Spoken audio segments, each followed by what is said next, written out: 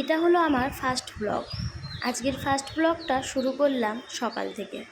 ঘুম থেকে ওঠার পর বিছানাপত্র গুছিয়ে নিয়ে জানালাটা ঘিরে দিলাম। তারপরেই দেখো ঝাড়ু হাতে লেগে পড়েছি। আমি তেমনভাবে ক্যামেরা ধরতে পারি না, তাই কোনো একটু রকমভাবে ক্যামেরাটা টিভির কাছে রেখেছি। তবুও যেমনভাবে পুরোটা ওঠেনি, তাও চেষ্টা করলাম নিজের মতন করে। যাই হোক, আজকের প্রথম ব্লগে তোমাদের সবাইকে অনেক অনেক ভালোবাসা, অনেক অনেক অভিনন্দন জানিয়ে আমি আজকের ব্লগটা শুরু করলাম। সবাই আমার পাশে থেকো, সাথে থেকো। একটা কথা খুব মন কাড়ে, যেমন আমাকে অনেকেই বলে আমাকে দেখতে খারাপ, আমি নাকি কালো, আমি নাকি মোটা, আমি নাকি কুৎসিত। অনেকেই আমাকে বলে, মনটা বড় খারাপ হয় জানো তো। কিন্তু কি আর করব, আমাকে তো ভগবান তৈরি করেছে, আমি তো আর নিজে নিজে এরকম হইনি। যাই হোক, গল্প করতে করতেই দেখো ঘরটা ঝাড় দেওয়া যেমন তেমন হয়ে গেল আমার। ঘরটা কিন্তু এখন আমি মোছামুছির কাজেও লেগে পড়েছি।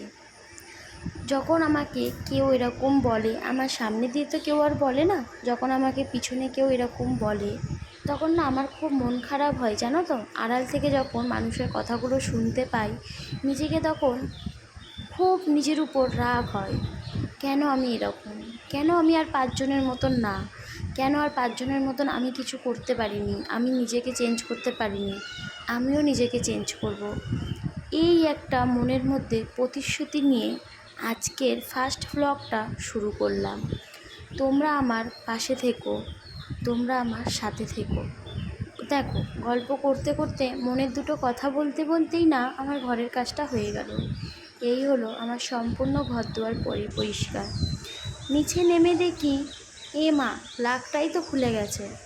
সঙ্গে সঙ্গে বাপিকে ফোন করলাম রান্না বসাতে গিয়ে। দেখি কি প্লাগ খোলা। বাপি এসে প্লাগটা ঠিক করে দিল।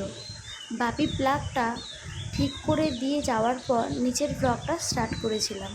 নিচের ঘরও যেমন তেমন পরিষ্কার হয়ে গেছে। তারপরেই দেখো আমি গ্যাসে কড়াই চাপিয়ে দিয়েছি। আর এখানে কড়াই চাপিয়ে দেওয়ার পর মনে পড়েছে, এই রে, আমি তো চিমনিটাই চালু করিনি।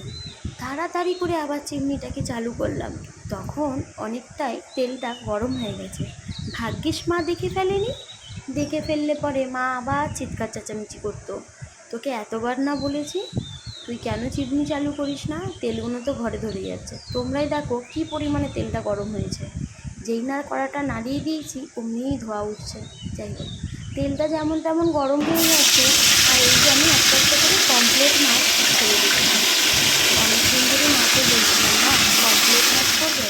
মা বলছে পমফ্রেট মাছের তো অনেক দাম। আমি বলছি করো না গো, অনেক দিন খাইনি। তারপর মা বাজারে গিয়ে পমফ্রেট মাছ নিয়ে এসছে।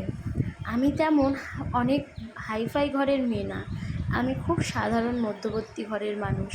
আমাকে কোনো খাবার খেতে হলে আগে চিন্তা করতে হয়, এটা কিনে নিয়ে এসে খাবো, কালকে কি রান্না হবে। যাই হোক, তেমনই একটা দুঃখের জীবন আমার, আবার তারই মধ্যে অনেকটা সুখের জীবন আমার। রান্না কমপ্লিট হওয়ার পরপরই আমি চলে গেলাম। এতক্ষণ ধরে যে সমস্ত কাজকর্ম করে গেলাম, তোমাদের সবার কেমন লাগলো অবশ্যই আমাকে জানিও। বেশিটা তুলতে পারলাম না, কারণ প্রথম দিন ব্লগ করছি, তাই অল্প করেই শ্যুট করেছি। যদিও আমি কেমনভাবে ক্যামেরা ধরতে পারি না। সবাই ভালো থেকো, সুস্থ